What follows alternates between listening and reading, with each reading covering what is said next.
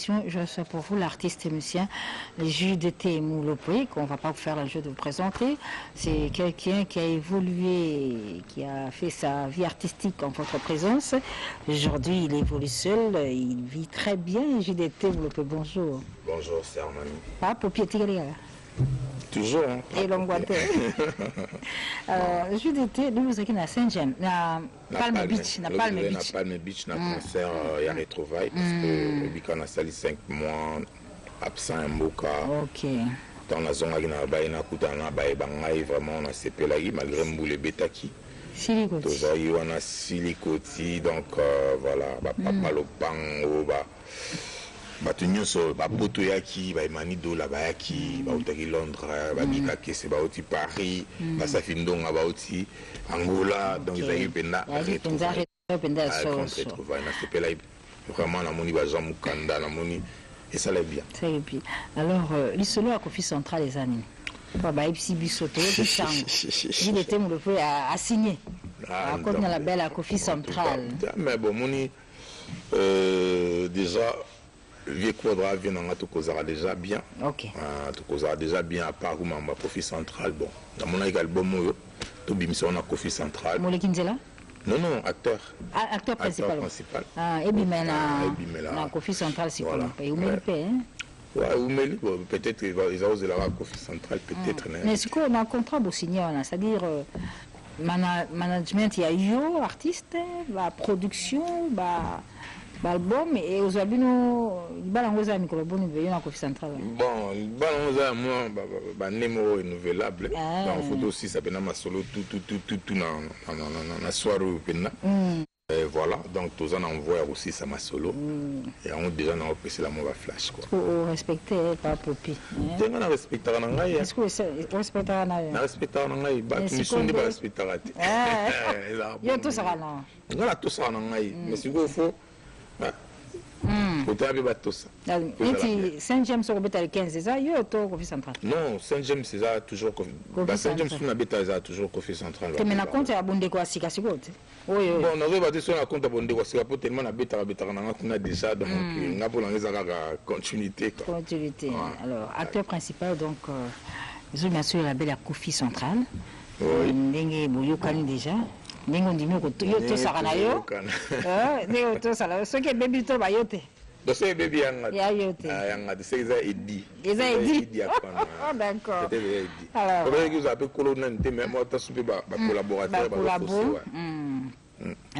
alors en attendant tout le 15 avril Saint-James hein Saint-James le 15 en tout cas bato ba lobby ici se retrouver ils ont continué le roi dans une ville c'est côté na quartier na biso kuna na Matongé donc tu es sur rebis il y a retrouvailles baba bien célèbre merci non remercier pena ba de tout ba equipo nous les alaki bande ko musubu abita ki mais bande ko on va se déplacer ba yaki nzete ambila merci Blaise Ebele yo na Paris mais tous aki direct na poto na téléphone.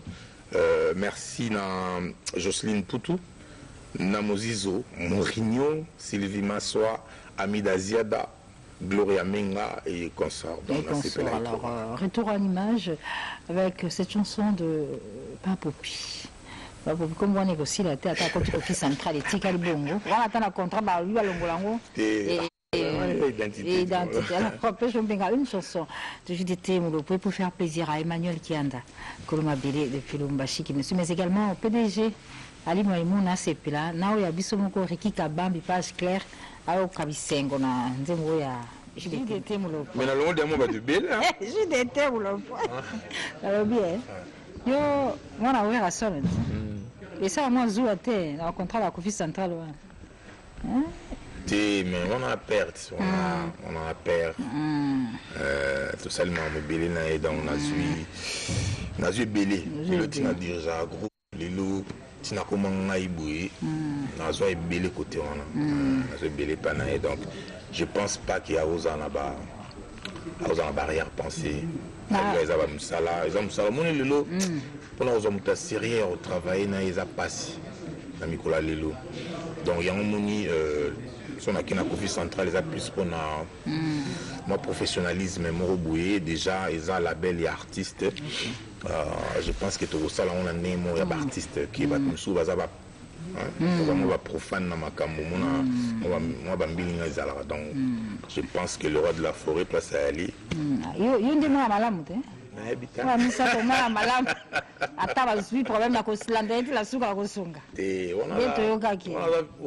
on a grand frère un grand frère to ignora parce qu'il a sali trop sali trop pour le loto ça la bouille donc voilà en passant là bon dimanche nae sur na biso vraiment sonne sikuyo na Kofi Central au lobby acteur principal et Kegunat nzembo to landi réseaux sociaux tout on a toqué na donc ebima po bat balobe umeli sali bouezon kuna osaba nzembo kitoro neti ba école wana école te ba nzembo bien ali na sali na nzembo ya Matima Diam OK Matima Diam na sali suka na chef d'œuvre donc boyo ka on kala mingte mais nzembo kwa ba école ozaba muleki nzela ba iluka makambo ezali très bien na bide so na sata moi façon na yo ya kolinganga papa trop mortel olakifilanga tango pamba po ya kolobelanga je t'aime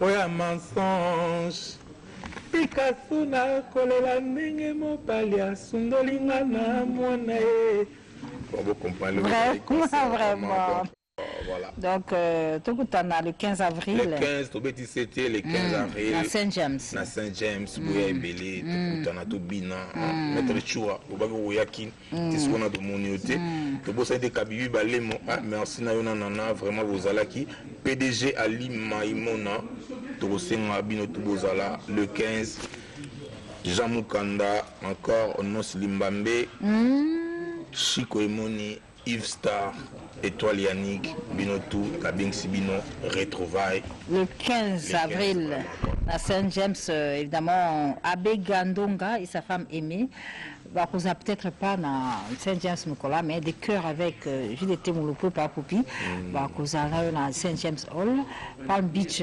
Mboule Betaki en tout cas le but vous avez bien Mboule Betaki vraiment mes salutations sous un grand prêtre JP Manzolo la présence merci vraiment tous à na CPL makasi on a bossé ni penda bolimbisa papi onoya c'est vraiment les lobes na ipona remercier bino pour l'axi pena ki bozara ya ngai pour le katalai pour l'axi pena bozara ya ngai ma otondele pour l'axi pena bozara ya ngai SP maman ministre pour l'axi pena bozara ya ngai vraiment na zane sengo a trop na zade anakin to kutana mikolo za concert sur concert avant disque.